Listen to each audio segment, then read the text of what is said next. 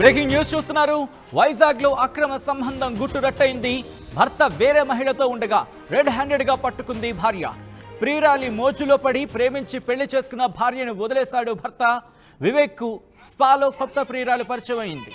ప్రియురాలికి విలువైన వస్తువులు గిఫ్ట్ గా ఇచ్చాడు వివేక్.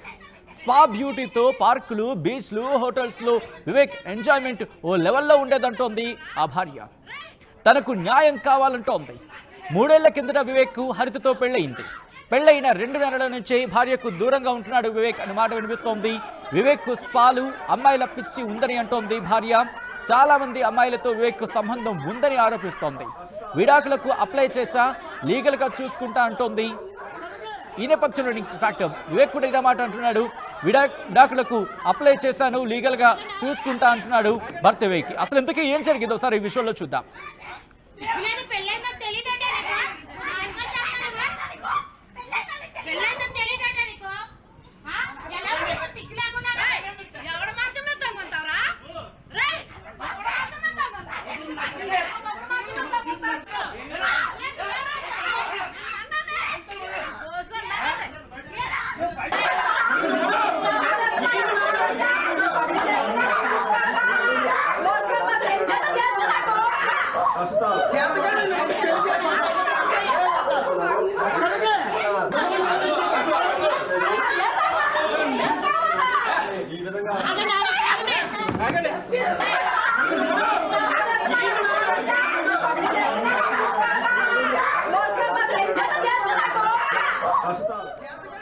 విజువల్లో మీరు చూస్తున్నారు. విశాఖపట్నానికి సంబంధించి అవును, వైజాగ్ లో అక్రమ సంబంధం గుట్టురట్టయింది. భర్త వేరే మహిళతో ఉండగా రెడ్ హ్యాండెడ్ గా పట్టుకుంది భార్య. ప్రియురాలి మోజులో పడి ప్రేమించి పెళ్లి చేసుకున్న భార్యను వదిలేశాడు భర్త. వివేక్ స్పాలో కొత్త ప్రియురాలు పరిచయం అయింది. ప్రియురాలికి విలువైన వస్తువులు గిఫ్ట్ గా ఇచ్చాడు వివేక్. స్పా బ్యూటీతో పార్కులు, బీచ్లు, హోటల్స్ లో వివేక్ ఎంజాయ్మెంట్ లెవెల్లో ఉండేదంటోంది భార్య. తనకు న్యాయం కావాలంటోంది. 3 ఏళ్ల కిందట వివేక్ హరితతో పెళ్లైంది. పెళ్లైన 2 నెలల నుంచే భార్యకు దూరంగా ఉంటూ వచ్చాడు వివేక్. వివేక్ స్పాలు, అమ్మాయిల పిచ్చి ఉందంటోంది భార్య. ఈ నేపథ్యంలో హరిత ఏమంటోంది ఇప్పుడు చూద్దాం. నా పేరు హరిత అండి.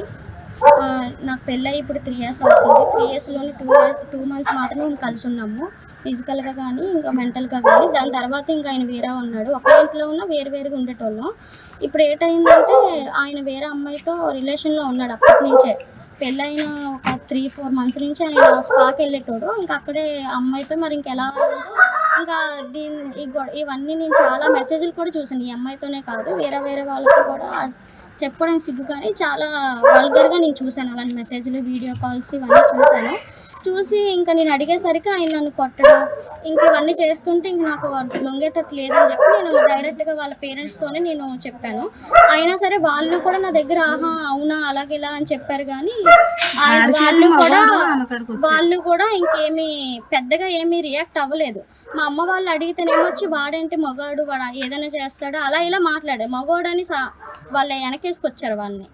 దాని తర్వాత ఇప్పుడు ఇంకా ఇదంతా కాదు అని చెప్పి పెద్ద మనుషులతో నేను మాట్లాడిపించినా సరే సరే కలిసి ఉంటాము అది ఇదని అన్నాడు. ఇంకా అదంతా ఏమీ లేదు. మళ్ళీ అమ్మాయిని ఒక 3-4 days వాళ్ళ ఇంటికి మాత్రం పంపించాడు. దాని తర్వాత ఈ గొడవలన్నీ ఎక్కడికక్కడ పూర్తి అయిపోయిన తర్వాత మళ్ళీ తెప్పించి ఒక అపార్ట్మెంట్ తీసి పెట్టాడు.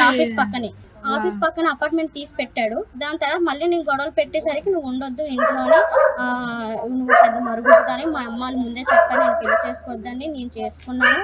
అలా ఇలా ఇంకా మానసికంగా కూడా అంటే ఇంకా నేను చెప్పలేను, మానసికంగా కూడా నన్ను చాలా లో అయిపోయాను నేను ఇంకా మాటలకి. దాని తర్వాత ఇంకా నువ్వు ఇంట్లో ఉంటే నువ్వే అద్దె కట్టుకోవాలి, నేను కట్టను, నువ్వే నచ్చిన పని నువ్వే చేసుకోవాలి, ఇంకా నా వల్ల కాదు, నీకు వచ్చానంటే నీ పని అయిపోతుంది, నేను వచ్చేలోపు వెళ్ళిపోవాలి. ఇంకా అలా ఇలా బెదిరించేసరికి నేను ఒక్కదాన్నే ఉన్నాను. ఇంకా భయపడి నేను కూడా ఇంటికి వస్తాను. ఇంటికి వచ్చిన తర్వాత ఏమొచ్చి ఆడపడిచి వాళ్ళందరూ కూడా చాలా తిట్టారు. నీకు అసలు పెళ్ళి అవ్వదు, మేము చేసుకున్నాము, ఇంకా అలా ఇలా చాలా మాట్లాడారు. దాని తర్వాత ఇంటికి వచ్చిన తర్వాత నేను కంప్లైంట్ ఇచ్చాను ఇక్కడ బుచ్చిపేట స్టేషన్లో. కంప్లైంట్ ఇచ్చిన తర్వాత కంప్లైంట్ ఎప్పుడు ఇచ్చారు? లాస్ట్ ఇయర్ May 6 ఇచ్చాము.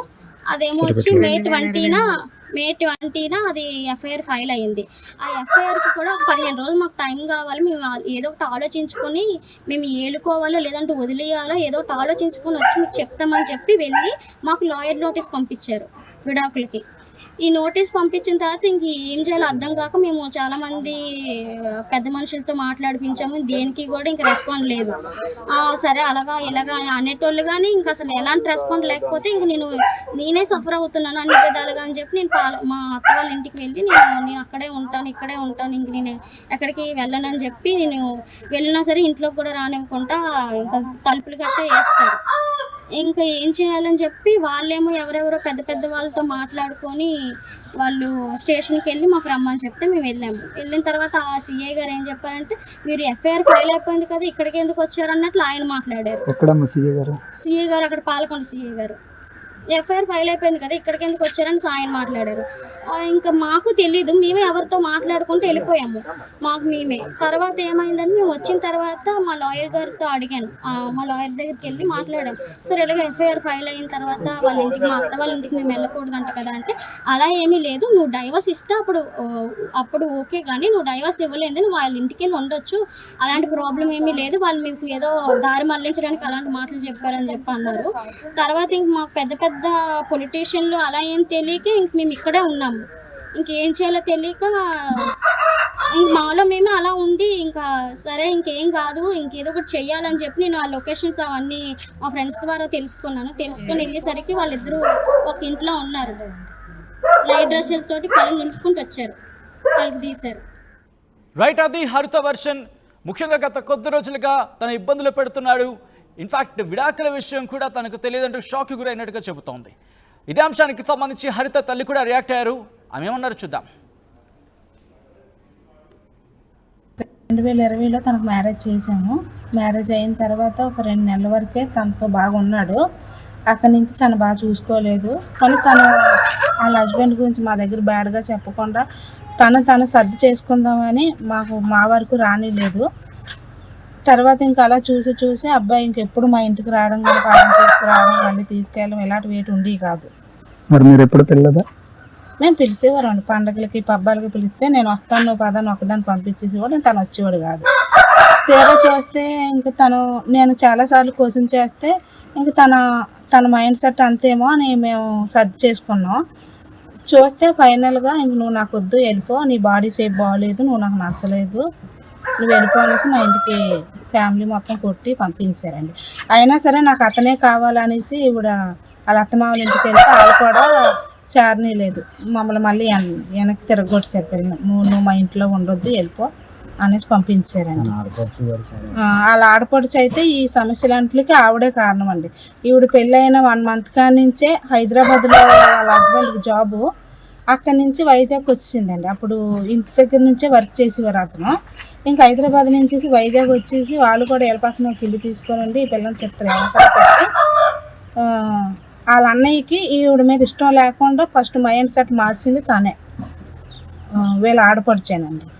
ఇంకా అక్కడి నుంచి ఇంకా ఆవిడ వాళ్ళ అమ్మని వాళ్ళ నాన్నని అన్నయ్యని అందరినీ మార్చి ఇలా లాస్ట్ తయారు చేసింది. ఇతను కూడా వేరే అమ్మాయితో ఎఫ్ఐఆర్ పెట్టుకున్నాడండి. పెళ్ళయిన ఇష్టపడి కోరి నన్ను అడిగి పెళ్లి చేసుకున్నాడు. ఆంటీ నేను మీ అమ్మాయిని పెళ్లి చేసుకుంటాను అని నాకు ఫోన్ చేస్తే, బాబా అంత దూరం అయితే మేము ఇవ్వము, ఆ పాలకొండ ఎక్కడో మాకు తెలియదు అని నేను చెప్తే, లేదు మేము వైజాగ్లో ఉంటాము, పాలకొండలో ఉండము, మీ అమ్మాయికి ఎలాగ వైజాగ్లోనే ఇప్పుడు చదువుకుంటుంది కదా, ఇప్పుడులాగే ఇప్పుడు వైజాగ్లోనే ఉంటాం అంటే, సరే మంచి అయితే మీ అమ్మకి నాన్నకి తీసుకొని రా అమ్మ, అప్పుడు మాట్లాడదాం అని చెప్పాను. చెప్పిన తర్వాత వచ్చారు.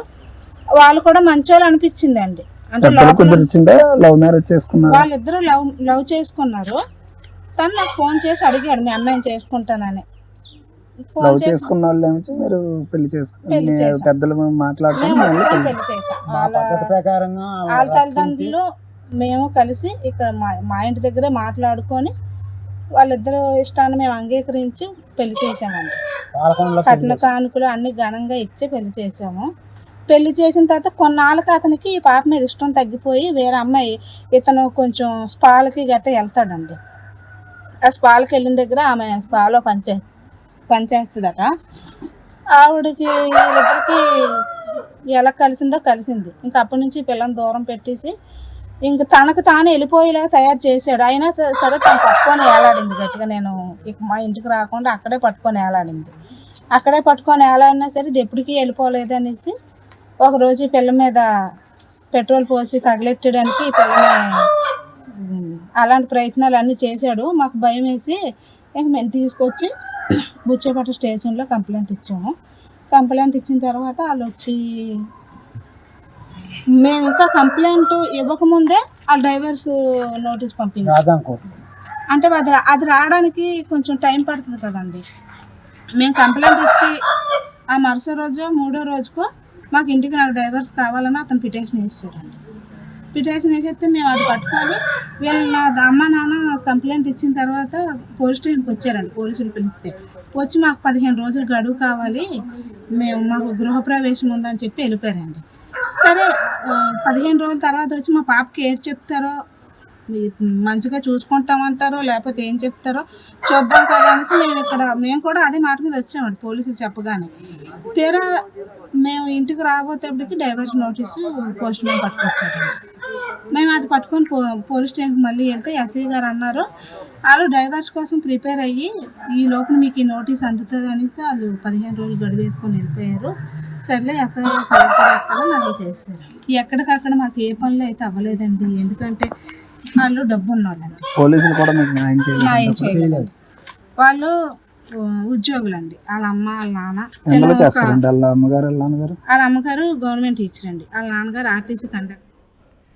ఇదే అంశానికి సంబంధించి వివేక్ కూడా రియాక్ట్ అయ్యాడు. వివేక్ ఏమంటున్నాడు ఇప్పుడు చూద్దాం. మరి ఆవిడ మీ భార్య కదా, అందుకే నేను ఆల్రెడీ డైవర్స్ చేశాను కదా. ఇద్దరులో ఎవరికి నచ్చకపోయినా సరే డైవర్స్ తీసుకోవచ్చు. అవును, మీరు డైవర్స్ అవ్వకుండా వేరే అమ్మాయితో అలా ఉండకూడదు కదా. అదే దానికి లీగల్ గా ఏదైతే దానికి నేను రెడీ.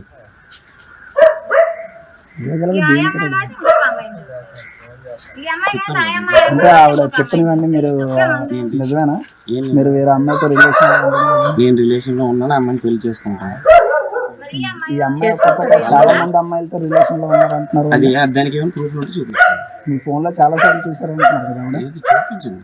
మీ ఫోన్ లో చూసాను, మీ భార్య చెప్తుంది. ఇప్పుడు ఉంటే చూపించండి. ఏమో మీరు డిలీట్ చేసి ఉండొచ్చు కదా. తను ఏం చేసిందో కూడా నా దగ్గర ఉన్నాయి. నేను చూపిస్తాను. మరి మీరు మాట్లాడన్నారు మరి మీరు దానికి ఆన్సర్ చేయాలి కదా. దానికి ఆన్సర్ నేను మీకు చెప్పాల్సిన అవసరం నాకు కాదు కదా, మీరు చెప్పాలి కదా. అది నా పర్సనల్. మరి చెప్తే ఇప్పుడు ఆవిడ అంటే మరి ఆవిడ చెప్పిన ఆరోపణలు నిజమే కదా. మరి అయితే అవునండి, ఇప్పుడు ఏదైనా ఉంటే లీగల్ గా ఏ యాక్షన్ తీసుకుంటే దానికి నేను రెడీ. నువ్వు లీగల్ గా పెళ్లి చేసుకున్నావా? మీరు ఆగండి. నువ్వు లీగల్ గా పెళ్లి చేసుకున్నావా? అవుతారు. ఇప్పుడు మా పేరెంట్స్ కూడా చెప్పాలి కదా.